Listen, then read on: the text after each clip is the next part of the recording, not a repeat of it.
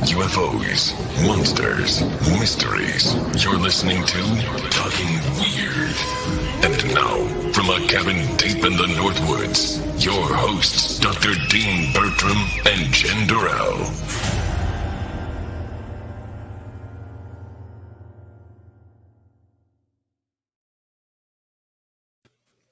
Hey, baby. Hey, baby. On this July summer night. What did you say? Sorry. It's a hot summer July night. It's even hot up here. So down in Missouri. It went on me. Sorry. So. That's all right. You must be hot down in Missouri because it's fairly warm up here. Very hot. It's very muggy. I mean, you could even see the thickness in the air. Condensation, maybe. I'm not sure. Yeah, it's thick. Yeah, I think we get that down in Texas where some of my family live. Up here, we get humidity up here in the North Woods, but it doesn't get so thick you can cut it with a knife, thankfully. Mm-hmm. But I know you had, speaking of strange things you mightn't be able to see, but are there nonetheless. I know you had maybe a couple of experiences at a place you work, which you probably can't name the place, but I know you had some paranormal type experiences that maybe you could tell us a little bit about. It's just the last 2 days, and I don't know if it has anything to do with the full moon or not, but hasn't been active for quite a while. So it's been quite calm. So yesterday I was walking towards the office and I heard a woman sigh. I didn't know if she was happy to see me or not, but I could hear her and no one was there. And then today in the middle of a tour, I was heading towards one of the rooms, and we had put fans in the windows earlier on during the day to kind of vacuum out the hot air. And there was a fan on the floor facing down far away from the window.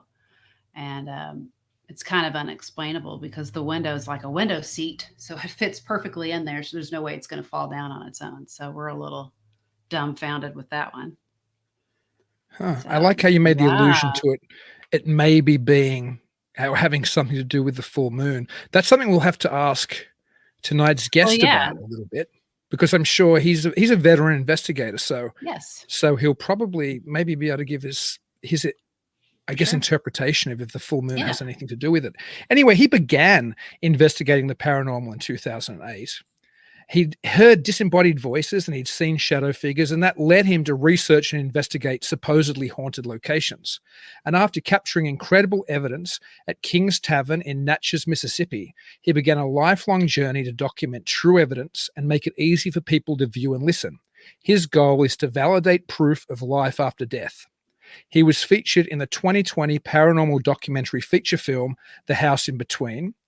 And recently, he's released what's already a best-selling book, and I love the title of this. It makes me think of spiritualism of old.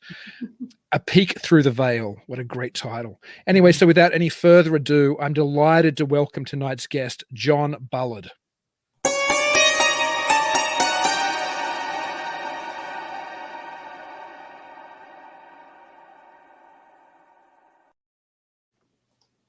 Hello. Greetings, Hello. John.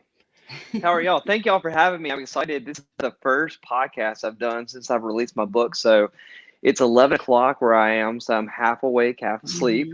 Because for some reason I woke up at like 4:30 or 5 this morning. So I've been going all day. But I'm excited. This is the best way to end an evening on a podcast talking about paranormal. So there you go. Yeah. It's the best way to end any evening. You're right.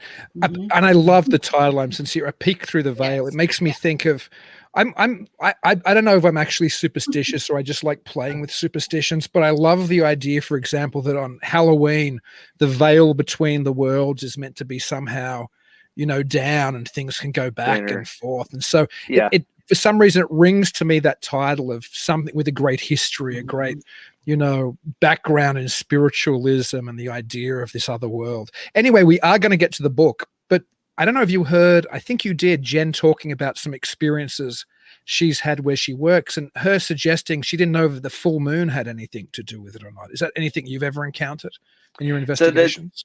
Yeah, and that's a great point. And the moon looks like the sun tonight. It's weird because I've seen in the past few days, because I've seen a lot of photos on social media about the moon, the full moon, and how bright it is.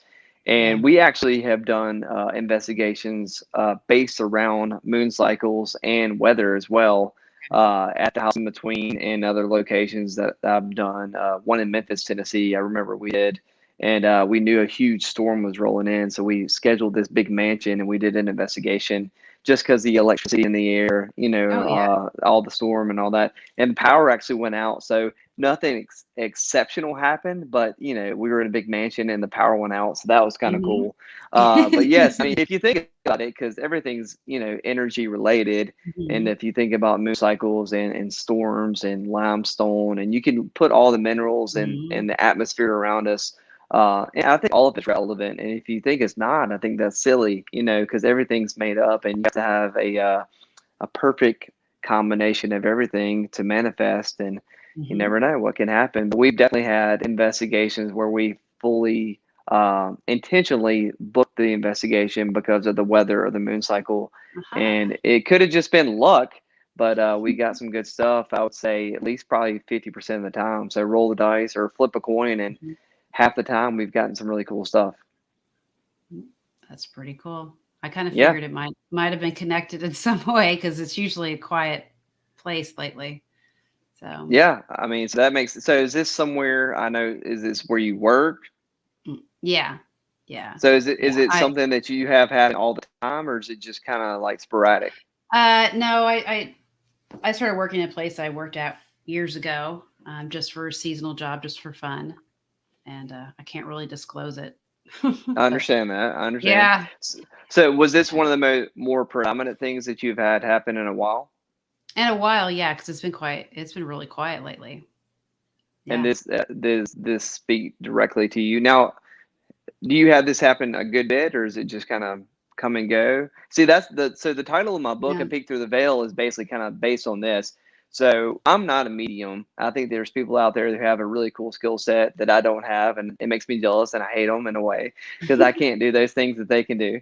But ever since I was a child, I would always see shadow figures. I would hear voices, but I could never hone it. It just kind of comes and goes as it pleases. If you watch The House in Between, there's a little clip of me in a graveyard. I was testing the camera out, and I hear a little boy's voice in the cemetery. I had the Justin Bieber swoosh at the time. This is back in the day. And but that's a good example that I just randomly had documented. And that's why I titled the book A Peek Through the Veil, because I feel like ever since I was a child, that's kind of what I got. I was never gifted enough to be able to like really hone my skill set and be able to communicate with the dead. But I would kind of get those peaks, and that's kind of what intrigued me. But it's pushed me to the point where I'm 13 years in, and I've gotten some good stuff, and that's kind of led me on the journey, and that's what this book's about. Yeah. I've had experiences like that my whole life. So, but I mean, coming to this place again, it's a little different. It feels like I'm connected to the location. So I don't know if there's some type of, that's just too long for me to go into that.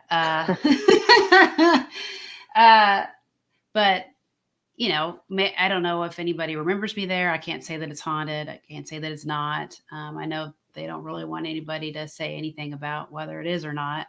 But I've always experienced things there. That's interesting. And I dealt with that a lot, not so much lately, but I remember when we were first kind of getting into locations. It's funny and interesting. Like some of the places, Mississippi is blessed to be where we are in the South, because we had the Civil War and a lot of battles here, and there's a lot of saturated energy in locations. And you never know when you're walking on a property like the House in Between. The house built in the 90s. It's not necessarily the building, the structure that's on the land. It's just the land itself that's got the attachment to it. But there's known locations here in Mississippi that are obviously haunted, documented, written in books, and it's just the owners are like, "This isn't haunted. I don't know what you're talking about." I'm like, okay, like we clearly know it is, and you might as well just accept it. And so, but it's funny that the people who don't want to talk about it, and especially in the South, that's kind of a natural thing that people don't want to really embrace some of this stuff, which is it's understandable. The Bible Belt, yes. Yep. But speaking about the House in Between and speaking about the history of the land, I know last time we talked to you about, I don't know if it's the cliffhanger of the movie, but certainly suggested in the movie that there might be somebody buried on the property. Is that something that you've, because I know your investigations have been ongoing, is that something that you've been able to prove, or that you're more certain of, or are there other things that you've done in your investigation that have given you more clues to the origin of the haunting since we last talked to you? Yeah, so is the house before the documentary, I'd have been investigating it for well over 10 years. And just because we did the documentary, we didn't stop investigating. We're still actively investigating the location.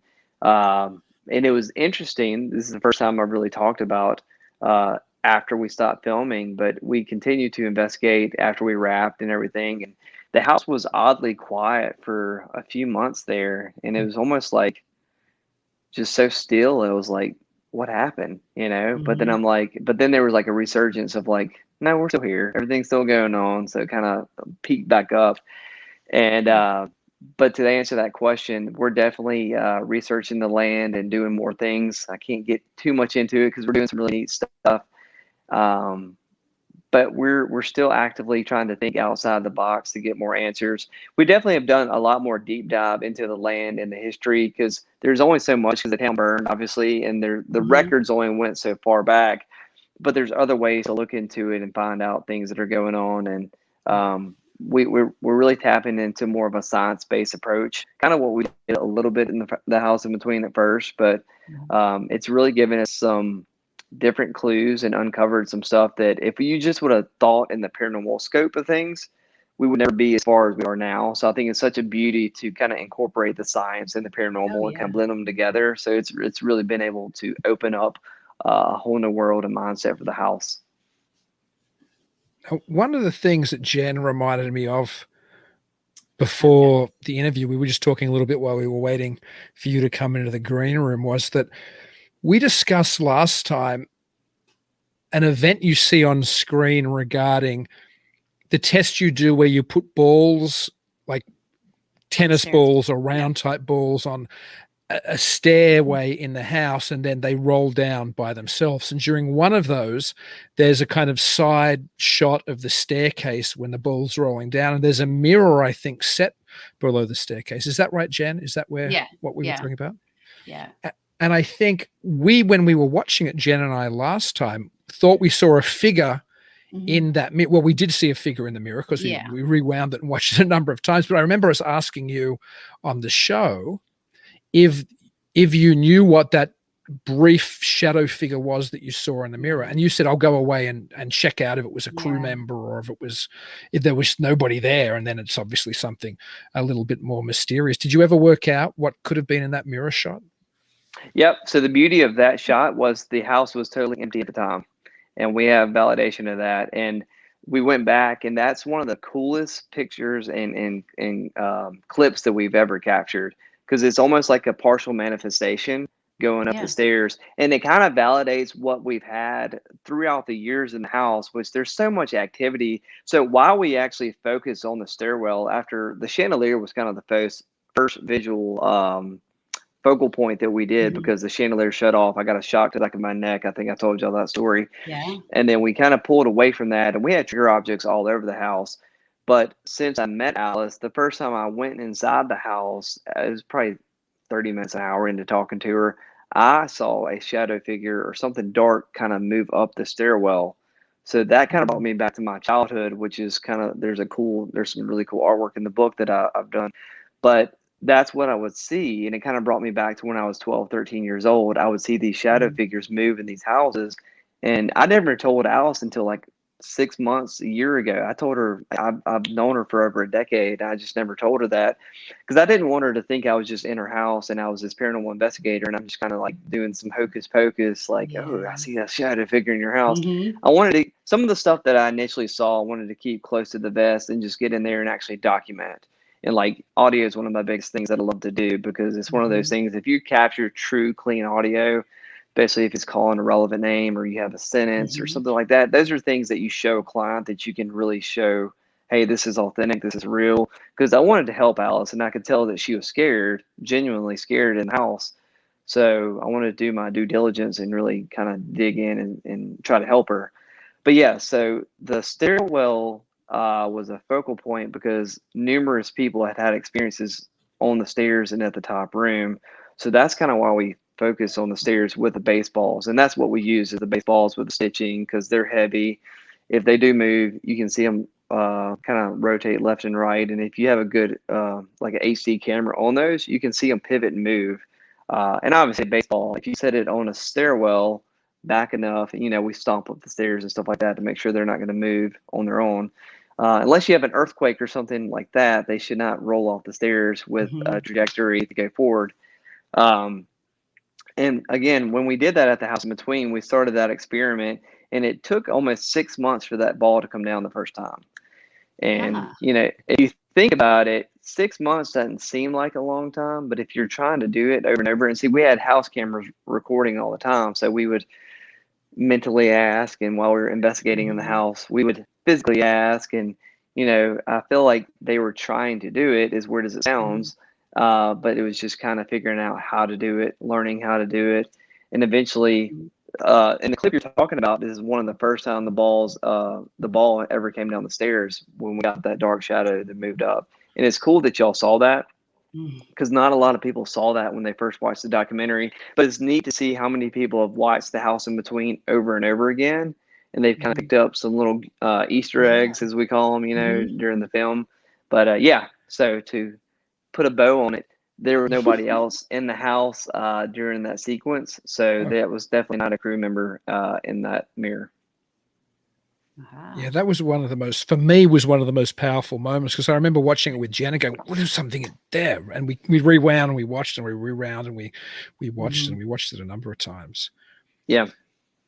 And it's like, it was like Christmas morning when the ball came down. Because the definition of insanity is doing the same thing over again, expecting different results, right? I always say that's true, except if you're in the paranormal field, because you just have to have patience. And I mentioned this in the book also, but one of the coolest movies associated with the paranormal is not really a paranormal movie, but Ghost with Patrick Swayze. Y'all remember the movie? Yes. Absolutely. Yeah. So like when he's trying to like push a cup, he's trying to like learn how to move an object, he keeps putting his hand through it as a ghost, and he has to learn how to actually propel something forward. So like in my head, my little wheel spinning, and I'm like, well, I feel like that's what these entities that are here, they're trying to understand what we're trying to ask them to do. And once they got it, once the ball finally came down after like 6 months, well, then it started kind of doing it over and over again. It's the same thing with the light and the chandelier. I was investigating the house for years before that ever went off, and I got the shock to my neck. And then we started focusing on it, and then the chandelier started going off on command. So then we pulled to the baseball, and then we started focusing on that, and it started working. And we're still actively investigating, and we're still trying to create those patterns to show that, hey, if we focus on one object and we verbalize it, they focus on that one object. And I will say this, it's a good result. Huh. You mentioned a minute ago about the artwork in A Peek Through the Veil. And I know you collaborated, I think, with an artist from Chile. Can you tell me a little bit about that collaboration and how he was able to capture the type of things that you'd seen or experienced? Yeah, I love talking about this. So I knew that I wanted to do a black and white kind of theme and kind of like a charcoal painting for the book. And I wrote the book based on something that, I don't like to read. Okay. I love, it's important to know history when you go to a location, when you investigate. So that's why I have somebody who's really talented about doing research, and they give me bullet points because I like bullet points. So I wanted to write the book based on something that's just easy to read, heavy visuals in the book so you can kind of break up all the stuff, all the content. And so I actually went on Instagram, and I knew what kind of visuals I was looking for. And I just searched haunted art and stuff like that. And there were several different artists that came up, and I messaged a few of them, and a couple of them, they kind of knew what I was talking about, but we really didn't mesh very well. I met one person, they were trying to charge me an astronomical amount for one piece. And I'm like, I need like 30 paintings. So the book has 33 original drawings. And for what this one person was like, it's $300 a drawing. I'm like, okay, no, because I need 33 of them. So that's not going to work. But anyway, so I met Andre, and we went back and forth, and I gave him 3 examples of what I wanted. I wrote a detailed paragraph out about an experience I had, and he came back, and it's neat because it was literally the first trial run that he just kind of sketched. It was just spot on, and I knew exactly this is the person that I wanted to work on the book, and he just killed it. Everything he's done in the book is really, really, really special, and it just ties into the stories that I've experienced. So yeah, very, very cool. And look, he's from Chile. Me and him have never met, and that's the beauty of social media and living in the world we live in. Like, we just met on an app, social media app, and we created this bond, and he made money, and he's getting recognition, and then I got the beauty of the book. And I always say, if the content's not that great, at least the visuals are really cool. So one of the chapters in the book is doppelganger. So I guess you're familiar. Yeah, so I wrote a whole chapter on that because I thought it's really interesting, based on, and here's the picture if you can see it. So this is, let me see. So that's me right here, right? That's my normal picture, and this is my doppelganger right there. So pretty neat looking. That's So, cool. so I wanted it is creepy. He did a great job. But like that one chapter, so it was neat because not a lot of people talk about it, but what I've experienced with audio, especially, is one of my favorite things. If you think about, like, even in the house in between, we were recording audio, and we worked with Steve from Ghost Hunters, Ghost Nation. And he has a very high expectation of what he expects to put into a documentary to be authentic. And we captured some really cool EVPs. Obviously, you see there's no EVPs in the house in between, and that's because, when in doubt, throw it out. And we had to do that because audio is just so hard to like authenticate. And there's one EVP we caught in the house in between. It was just Kendall, the cinematographer who did the Sleepless Unrest. He just came out with that great film, that great documentary. But it was just Kendall and I in the house. We captured a really cool EVP, and it was relevant because it was about the property of the house. But the problem was the EVP sounded exactly like Kendall. Even though I knew he didn't say it, we had to throw it out because it had his voice. And that's kind of the whole doppelganger thing that I wrote about. A little part of it is, if you have to think about it, if you're in a haunted location, and a lot of times we're asking these spirits, these entities, to use our energy, right? So if they're using your energy and they're drawing off of you, why would they not use your vocal tone if you capture an EVP? Does that make sense? So that's kind of one of the things I wrote in Doppelganger, because I've captured a lot of EVPs. Actually, me and my wife, Amy, we're in a location. It was just me and her, and it's a clear EVP, and it sounded like her to a T, but we luckily had video on us at the same time, 2 cameras shooting on us, and you see us standing there like still, and neither of us are talking, but we captured the EVP in real time. So it's her voice if you close your eyes, but it's not her talking. So it's a really, really interesting concept. But to me, it makes sense if they're drawing energy off of us. The vocals on, they sound like you. Yeah, the doppelganger phenomenon is something which fascinates me. I know John Keel talks about it in the Mothman prophecies, which is a massive influence on me. And also, I know there's Native American traditions of things which try to present themselves as us to lure us into the forest. But I'm not going to rank, because I know Jen was the first one whose ears pricked up as soon as you said doppelgangers. So I bet you she has a question. No, I love the subject. It's cool. There's an HBO show, The Outsider. If you hadn't checked it out, it's really a neat show. But the whole premise of that show is circled around a doppelganger. But it's just interesting. The concept is unique. And I think if you really look at the supernatural and the paranormal, and whether you're looking at interdimensional or supernatural, like that whole concept of a doppelganger or something that's not talked about a lot, but I think it kind of meshes really well with what we do in the field.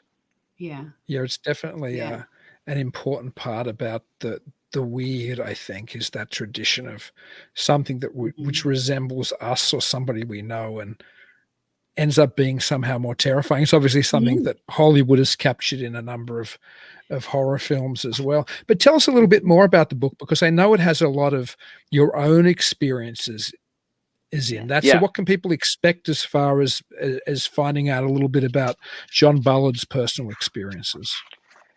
Yeah, so it's cool. So it's 11 chapters. So it goes from anywhere from background. So I picked out 7 locations that were very important to me, kind of starting with my first investigation, which was King's Tavern. And it kind of follows me through a place I did in Jamaica and Villiscak's Murder House, which is one place everybody always asks me, where's the scariest place you've ever been to, somewhere you'll never go back to. And Villisca is always my go-to answer, and you'll see why in the book. So that kind of gives the background of why I'll never go back to Villisca. And then circling back to Glen Hollow, which is a place that I actually used to live. So it starts from my first investigation and ends up back to a place I used to live because it ties into a lot of people ask me, do spirits ever follow you back? Do you ever have anything residual kind of or intelligent follow you back home? And I kind of answer that in that last chapter of locations because we have had stuff follow us back and nothing's ever stayed, but it kind of gives you some really detailed information about things that have happened to me in my personal house. Obviously, that's not haunted, but when you dabble in this heavy, you can have stuff that comes back with you that you are not fond of. Yes. Another chapter that I'm excited about is equipment. So I actually chose 10 pieces of equipment that I like to highlight. And, I loosely wrote this as like a paranormal handbook.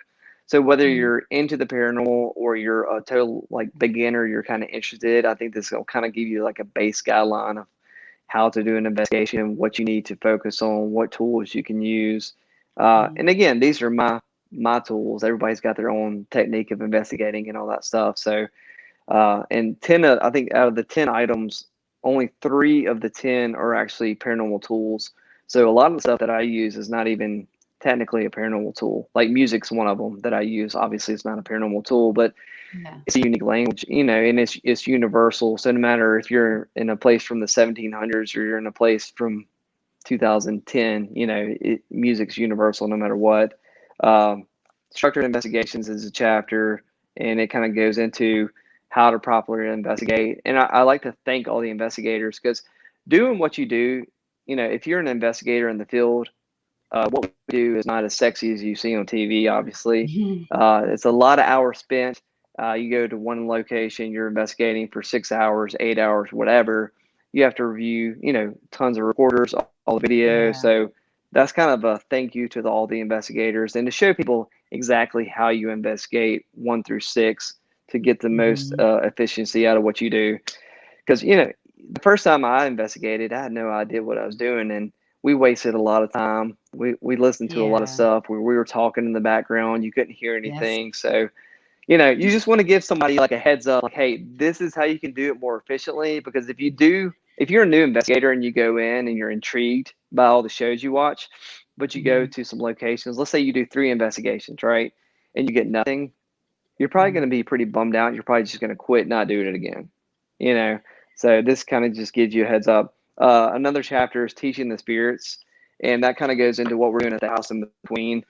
But I truly think that if you spend a lot of time at a location, you can really kind of create patterns and see if this is a truly active location. You can actually get more out of location if you focus on it. So as investigators, and I'm guilty of this too, I love to hit as many locations as possible. It's fun to go to a new location and do all that. But sometimes I think we need to slow down. I think we need to go and actually focus more on the locations that we do. Just because like the Villiscak's Murder House, for example, the one place I won't go back to, it's definitely haunted. It's got some dark energy there. But there's times that you can go to Villisca and you're probably not going to get much activity. So it just depends on when you go, because there's not a perfect cycle. You can't say like, okay, at 8:30 we're going to have a full body apparition that's going to walk through the living room or something like that. So I think we should focus more on certain locations and kind of dive in and do more. So, instead of doing a location once or twice, do it 5 to 10 times and see if you can create a pattern, see if you can replicate some of the stuff. So it kind of helps validate what we're doing in the field. Yeah. That or I've noticed where you can have like some type of connection with possible spirits, like they get used to you being there, and then so that helps as well. Yep. So in the book, again, is meant to just be an easy read. I wrote it for people who just want to sit down, kind of get some information. It's got really good background stories on the locations and some of my concepts and ideas. The visuals are beautiful. The artist did a great job. And I think, it's a unique book, whether you're into the paranormal where you're just kind of, into just watching the shows, whatever. It's just a neat book to have. And I'm biased because I read it, obviously. And I will say this, I'm not a writer. So writing this book is probably the hardest thing that I've ever done. I've wanted to do this for probably 5 or 6 years. But you meet people who are like, I've always wanted to write a book. And I've always been that person too. But I've had notes that I've had throughout the years and certain locations and stuff. And I kind of put it together. And my wife was like, why don't you sit down and actually do it? So I started kind of dabbling, typing stuff up, and kind of put pen to paper and broke it down. And I was like, I kind of got addicted to writing and doing it. So like in any spare free time moment, I just was writing and editing and doing stuff like that. And it kind of came together. I will say this. I want to give a shout out to my editor, Aaron Brown, because if she didn't edit the book on the grammar, this book would never exist. I think she had like 720 corrections or something like that. So I can write what my brain wants to get on a paper, but I'm not a grammar person. So she had to make it look pretty and put it all together and make it flow naturally. So I'm just one piece of the puzzle to make the book happen. So, but I'm excited for everybody to read it. And people started getting it a couple days ago and actually reading it. And that was one of the most nerve-wracking things I've ever experienced. I was very insecure, you put stuff out there and your own concepts. And, the house in between is different because, if people hated that, then it's me, Brad, Alice, Steve, Kendall, we all suck. But if the peek through the veil sucks, then it's just John Bullard. So, but the response has been great, and the book's doing really well. So I'm proud of it, and I'm excited for everybody else to be able to order it, read it, and kind of experience it. 720 corrections isn't that bad. I mean, I can remember when I did my PhD dissertation, there was probably thousands of corrections. So don't beat yourself up so much. And a shout out to your wife, Amy Bullard, as well. She was a wonderful co-guest when we had you guys on last time. So please give our best to Amy. Yes. I had a lot of questions. Sorry, I missed it, John. Sorry. I said she keeps me on track. So she was the one. Whenever I would stall out writing the book, I would get I wrote my easiest chapters first. Doppelganger was the last chapter I wrote, by the way, because I wrote the locations and stuff. Those are experiences that I had, so they're easier to write, and things I'm more well versed on. I could write about. Doppelganger, I understand it, but I don't really. There's a lot of science based behind it. So when I got to the last chapters, I was just kind of putting it up, procrastinating. I was procrastinating. That's what I was looking for. And she was like, get in the room and write the damn book and finish it. So anyway, shout out to her. There you go.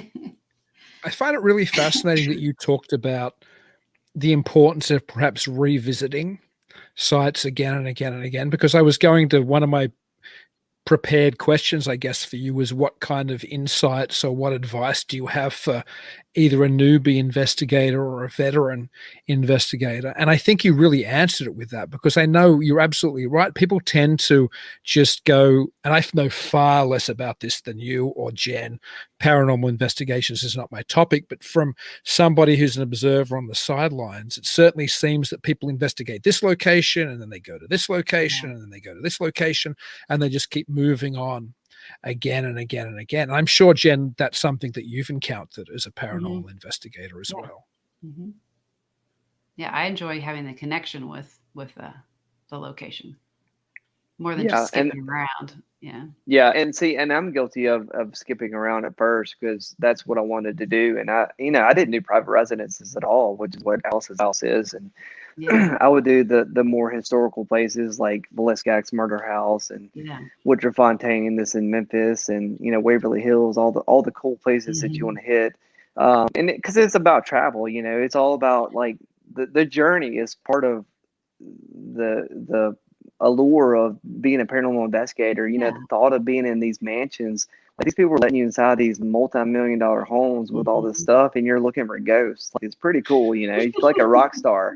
You're like, they're going to shut it down for me. I'm going to go in here and show what's up.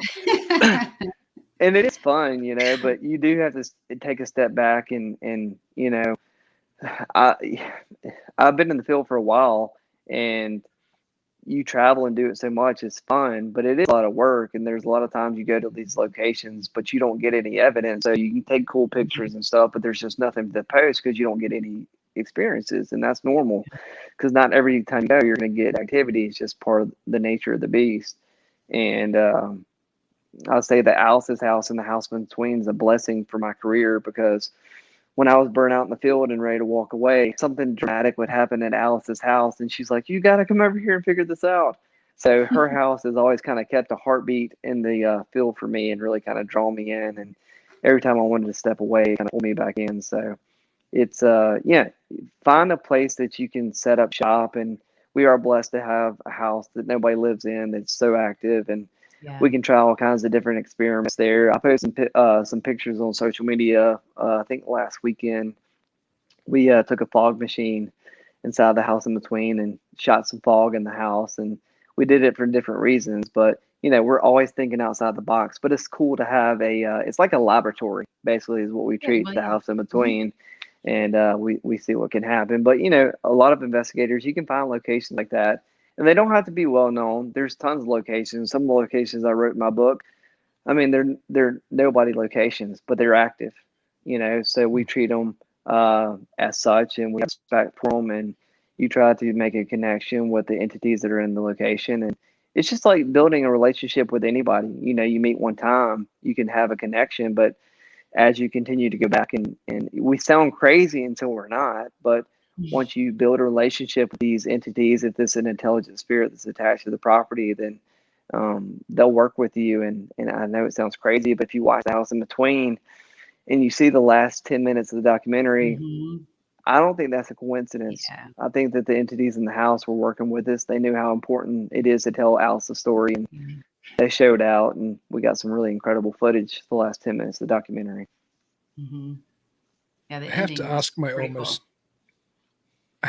almost standard question, and that is, do you think that those entities that you interact with in a house or in any location you're at could be something other than how they present themselves? Like, could it be something perhaps demonic or something of a tricksterish nature that isn't perhaps what it's showing its visage as being? It's something else? I do. I think it's definitely possible. I think if you say no, I don't see how you could say no to that question because you don't know. I think the house in between is not. I think that we kind of have pegged who's there. And I think, what's interesting about audio, to go back to that, is vocal tones. And I think I mentioned this last time. So, your fingerprints are unique. So if you get arrested, that's why they fingerprint you, because your fingerprints are unique. Same thing with your vocal tone. So it's very unique. And we've been able to capture the same female vocal tone and the same deep male vocal tone throughout the years at that house. If you actually put your vocal tone on a software, you can see the pattern. Ghost Adventures did this with a location they did with Johnny Cash. He had a house in Jamaica. They did the house in Jamaica, and they captured an EVP that I can't remember what the EVP said, but it sounded like Johnny Cash's voice.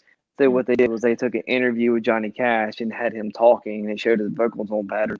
They overlaid that recording, and the vocal tone almost matched exactly. So, something that's pretty cool. And that's kind of another scientific database thing that you can use to help the paranormal field. But to answer that question, so King's Tavern, the first place I investigated, I've been back there dozens of times. It's actually closed now. They're because of COVID, they went out of business. So we're trying to raise a few $1 million so we can buy it. That's not gonna happen. But King's Tavern is a great example of that. I think the entity that's said to be there is Madeline, which is a little girl. There's no documentation that there was ever a Madeline there. I think whatever is there is malevolent. I think it's very it likes to play tricks. I've had my son's name called there and I laugh afterwards.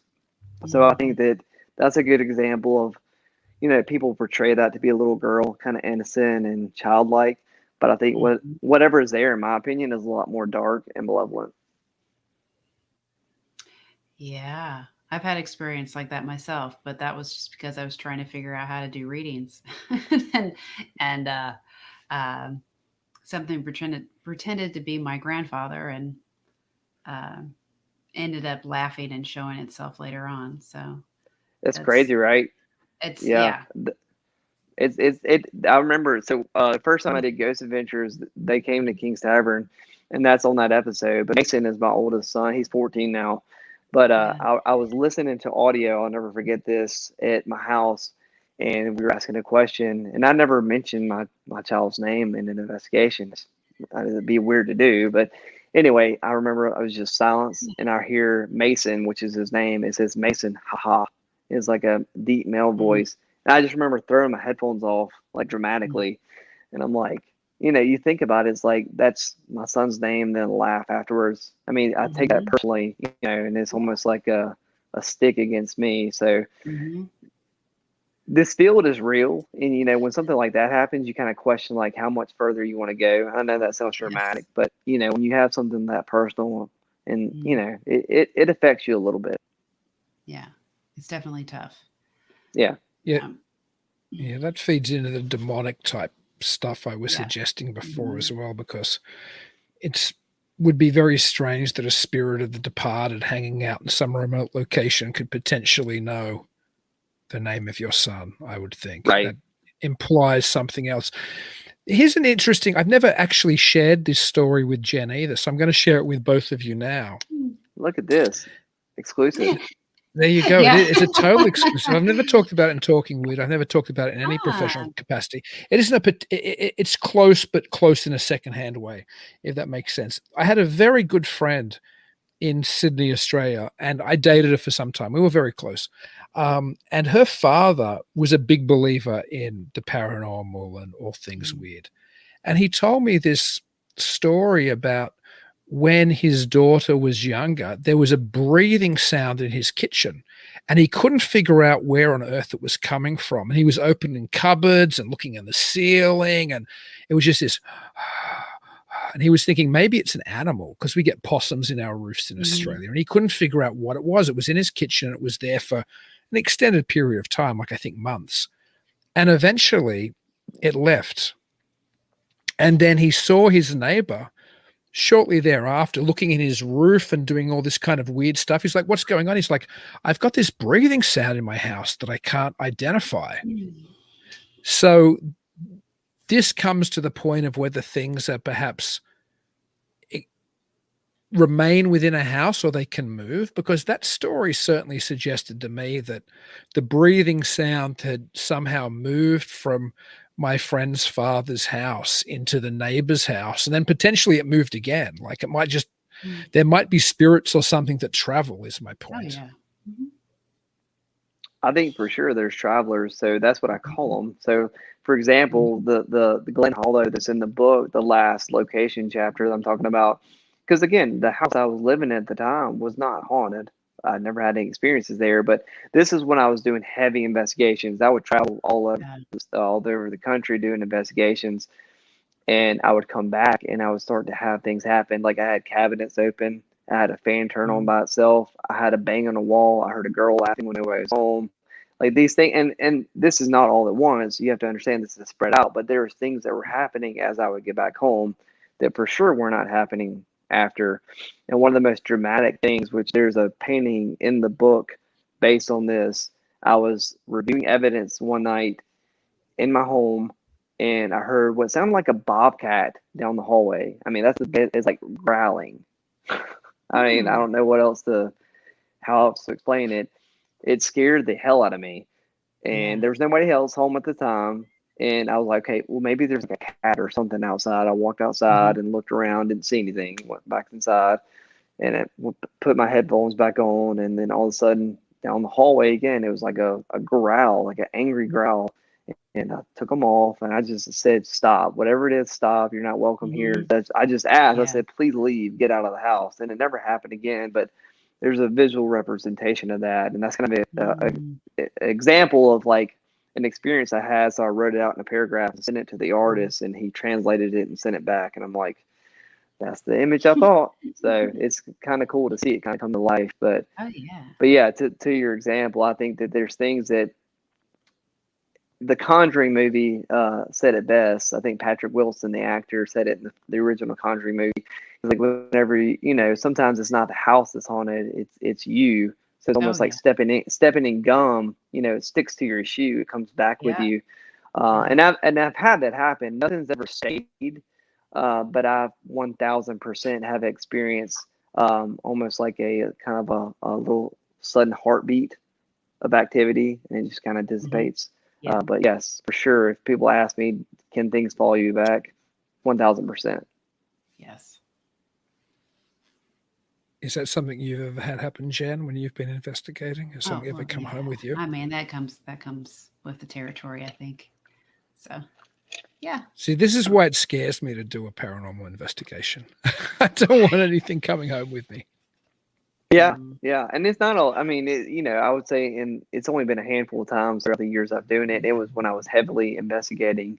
We hadn't had anything in a while, but there are things like you said. The house I lived in was not haunted, but and I'll share this. I don't know if I can't. Sometimes I don't remember all the stuff I wrote in the book. I told my wife I need to reread my book. So like once I put so much into each chapter. Like once I was done, it's like I let it go out of my body and I put it on page. But in the house I'm talking about, when I had some stuff happen, I was listening to a recorder one time, and I actually had stopped, and I wasn't playing the recorder. I was just watching something, and then my recorder started recording by itself, and you can hear the recording. I still have the recording. It's actually on a website. And I said, and I didn't press record. You hear me say, and I didn't press record, because I was talking to my recorder just started recording because my headphones kicked on. And then you hear this voice, and it's a clear EVP, and it says us. And it says this sentence after it. It's crazy. It says, whatever God said, don't push it. Gosh. One of the most dramatic things I've ever recorded, which I was in my house. I didn't press record, but it says clearly, it says us is a pause, and it says whatever God said, don't push it. So what does it mean? I have no idea, but that's stuck with me. That was probably 9-10 years ago. But yeah, that's after I stopped it and replayed it. I don't know what to make of it. It's pretty wild though. Well, biblically, I think it, and I wish I could quote it, but I think there are things about not talking to the dead. So I wonder. I was hoping that is creepy though. That must have been something pretty terrifying when you heard it, though, I would think. Or disturbing anyway. Yeah, for sure. I mean, it's clear as day. It's just one of those things. And when you talk about EVPs too, it's interesting if you look at it, and so things that I've learned with audio recording, the recorders I use, so I record in a slight slow-mo, so it's like a little delayed. So whenever I listen back, it sounds like I'm drunk. But when I hear the EVPs, they're in real time. So take that as you will. So when I'm slowed a little, the EVP voice spirits are in real time. And if you put on the software I use, whenever we speak, we have a heartbeat. It's what it sounds like on the audio recordings. Even if you whisper like this, it's still a heartbeat. But a lot of times when you capture a true authentic EVP, it's flatline, but there's still audio that's imprinted. Yeah. So it's interesting. And we also do analog too. So I do analog and I do digital at the same time. And it's interesting to see what you can capture on analog that you won't capture on digital. And then sometimes you'll capture on digital, but then sometimes you'll capture on both. So it's interesting. Yeah. Yeah, that's crazy. I mean, that's the same thing, not with just audio, but I know with like the EMF detector, you'll have flashlights or something else going off, and then the EMF doesn't do anything. So, I mean, that's just electronics again, but. It is, and that's a great point too, because we try to, the word pattern, which is when I teaching the spirits, one of the things I kind of hit on a few points. So when you're trying to teach the spirit, there's certain things that you need to accomplish. And a pattern is one of the most common things that we say, because, you want to use the REM pod. There's so many tools that are in the paranormal field now that didn't exist whenever I started investigating. And I think it's helped us come a long way. But you have to understand that a lot of these things are triggered so easily by false readings, like a REM pod. A REM pod's a great device. It's got good theory behind it, and it can work. But like key fobs and walkie-talkies and things can trigger it. and that's okay, but you still need to use those. So we use as many different devices as possible to create a pattern. So we get a hit on a REM pod, there's a temperature drop, our eddy hits from vibration, and we capture an EVP. It's like boom, boom, boom, boom. Well, that helps validate, because you're always going to have the skeptics. They're always going to keep us honest in the field, and you need skeptics because they're going to test you in every aspect, and that's okay. So, and that's in the book too. We need to do our due diligence as investigators to validate the evidence that we have, because you have to use science. You have to do everything you can, because unfortunately, anybody can be a paranormal investigator. And I don't mean that in a negative sense, but there's a lot of people who get into the field and they want to do it because they've seen a movie or they're watching Ghost Adventures or Ghost Hunters. And that's great, because that's the reason I got into it as well. I experienced as a child and I saw Ghost Hunters. I was like, I can do this too. But it's one of those things where, I had somebody ask me one time, why do you think the scientific field doesn't take you seriously? Well, because for every 5 true investigators who do it the right way, you have another 30 who are just in it for kind of fun, So a lot of the things we do is kind of muddled, and the validity in the field is not, we don't have the best credibility, Yeah, that's true. I think there are probably certainly people who lack credibility for very good reason, but I know you mentioned that it's important to try to use science or a scientific method, but I'm somebody who is influenced by the ideas of Charles Fort. There's a shameless plug for our t-shirt company. I'm wearing a Fortean t-shirt right now. And Charles Fort suggested, and this is something that people who are Forteans today really forget. They just forget it. Charles Fort suggested that science was inherently unable to deal with this type of phenomena, like things which were strange, which were outside of its paradigm, which is a term that Thomas Kuhn popularized probably 50 years after Fort was writing in the early 19 teens, 20s, is that science actually doesn't have the ability to deal with any of these strange things because it already has its paradigms decided, and its paradigm doesn't accept life after death or hairy ape men running around the woods or extraterrestrial or whatever the broader paranormal Fortean realm is interested in. So because of the way science works, it's just never going to accept this stuff. So I'm always very reluctant at the idea that we need some type of scientific methodology to prove it to science, because I think the history of science indicates that it doesn't matter what you present, that isn't going to change science's mind anyway. What's going to change science's mind is this massive paradigm shift, which is probably going to be led by the leaders in science anyway. So I guess my question is, as somebody who is trying to advance some type of evidential or proof of the supernatural, is there something that you think you can really bring to the table where science is going to go, okay, we agree now? Yeah, that's a great question. And so if you watch The House in Between, so people love it and then some people hate it because it's not a jump scare. So that's kind of what we wanted to do. And we've talked about this before, but we knew the authenticity of The House in Between. So what Brad and myself, Amy, Sabrina, and Alice, what we wanted to do is bring somebody in to challenge us. And that's why we chose Steve, because of his reputation in the field. Yeah. And we knew Steve would be able to have a mindset to contact the people to challenge the house. And we wanted people to come in to show us, hey, there's a rational reason this is happening. Because if there was, then we're okay with that. Not everything has to be a haunting. If you can authenticate it and rationalize what's happening, then great. And that's why we brought a physicist in. Michael Dennon came in. But it's neat to see that we brought these experts in, and they couldn't answer them.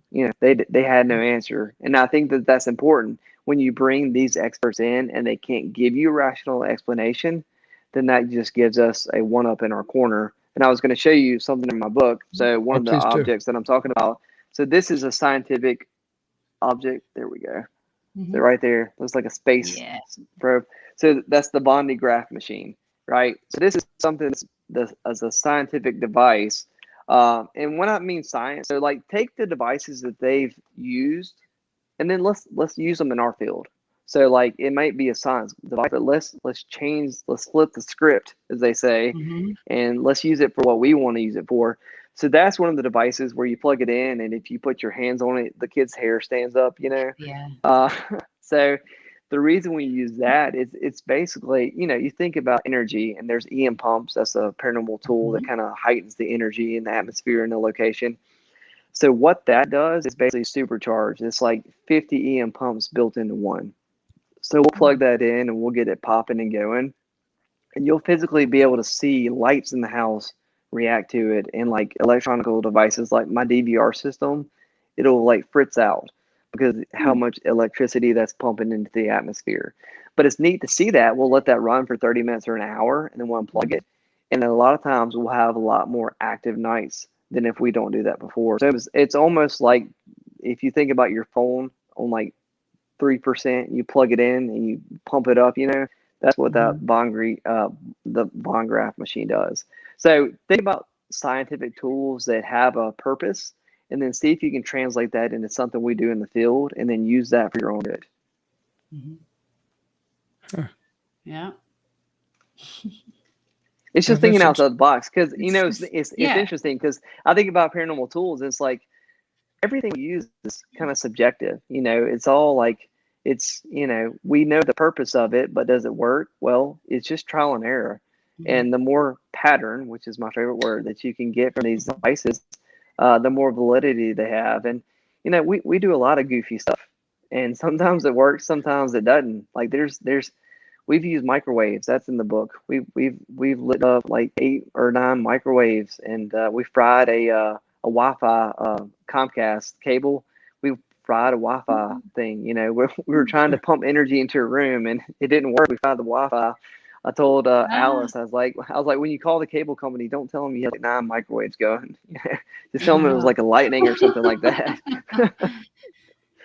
So, you know, but you think outside the box, you know, think in relative things. Like obviously we want to create energy. We want to make it as easy as possible. If there's intelligent entities in a location, our goal is to make it as easy as possible for somebody to make communication, right? Because we want to have, you know, EVPs. We want to have objects move, and we want to throw a softball up and make a little layup so it's just easy to communicate. So, you know, there's things that, like I said, there's things that work, there's things that don't work, but don't get stuck in just what people put out on ghoststop.com. You know, there's great tools that they're out there. The spirit box, I wrote about that in the book, and I use the S7 a lot, but I don't use the spirit box for the white noise. That's not what I use it for. What I've learned in my paranormal career is that a lot of times the white noise, when I pump it up loud in a room, it kind of agitates, almost like nails on a chalkboard. So I'll get a better response. I'm not necessarily listening for the voices that come through. I'm just using it to kind of enhance the energy in the space. So use the devices, and, you know, research why they work, how they work, and really understand what devices are supposed to do, and then just try to see, you know, what you get from it. Yeah. Have you used any like pendulums or any of the dowsing rods or anything like that? Have you tried those? I love that. Yes, pendulum. The dowsing rods are so cool. You know, it's such a primitive, simple object, but what a neat thing. So Erin, who actually edited my book, she lives next door to the house in between. And weirdly enough, they've never had anything at their house, but she actually used the dowsing rods. And she's not into the supernatural at all. She would rather stay far away from it. But you have people who are just sensitive and they can't help it. And she's super sensitive. She just can't help but be in it. She's in the film. She's the one who gets sick in the backyard. And she's actually used dowsing rods when she was a little kid, and they were out in a land and they kept crossing, and she kept telling the people there was bodies in the yard, and they actually found bodies in the ground where the dowsing rods were crossing, and it's in a news article. So she found bodies buried in the yard. This is not at the house, but in a property in Mississippi, based on where the dowsing rods were Xing and crossing. Yeah. So yes, really cool stuff. Yeah. Gosh. Well, thanks so much for all your insight, John. And I think there's all kinds of things I haven't actually heard people suggest before in the things you've suggested tonight.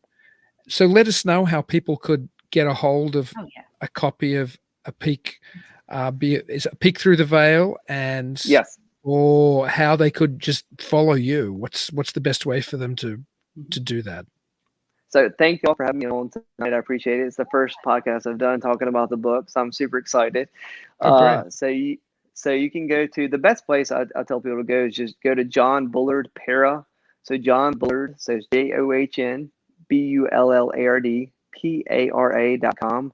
So johnbullardpara.com. You can actually order a copy of A Peek Through the Veil. And it's available in the US and the UK and 11 other countries. I have no idea what the 11 other countries are, but I'm sure if you're there, you can probably get a copy of it. So check it out. It's an easy read. It's got beautiful visuals in it. And I'm really, really proud of the book. And then on Facebook, just John Bullard. You should be able to find me. Instagram, John Bullard. I try to make it as easy as possible. And if you haven't seen The House in Between, go to thehouseinbetween.com and you can see it's on 26 streaming platforms, and it's an impressive documentary. Steve Gonzalez from Ghost Hunters is the executive producer. Kendall Welton Vera, his wife, who had just released the Sleepless Unrest documentary about the real Conjuring home.